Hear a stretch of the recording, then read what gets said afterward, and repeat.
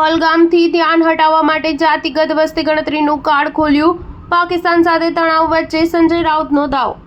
શિવસેનાના સંજય રાઉતે કેન્દ્ર સરકારના જાતિ આધારિત વસ્તી ગણતરીના નિર્ણયનો શ્રેય કોંગ્રેસ નેતા રાહુલ ગાંધીને આપ્યો છે। રાઉતે એવો પણ દાવો કર્યો છે કે પહલગામ આતંકવાદી હુમલા પરથી લોકોનું ધ્યાન હટાવવા માટે આ નિર્ણય લેવામાં આવ્યો છે। રાઉતે જણાવ્યું હતું કે જાતિ આધારિત વસ્તી ગણતરી કરવાના કેન્દ્રના નિર્ણયનો સમય શંકાસ્પદ હતો, કારણ કે તે દક્ષિણ કાશ્મીરના પહલગામમાં આતંકવાદી હુમલાના એક અઠવાડિયા પછી જ આવ્યો હતો। રાજ્યસભાના સદસ્યએ દાવો કર્યો હતો કે સરકારનો આ પ્રકારનો નિર્ણય લોકોનું ધ્યાન ભટકાવવા માટે છે।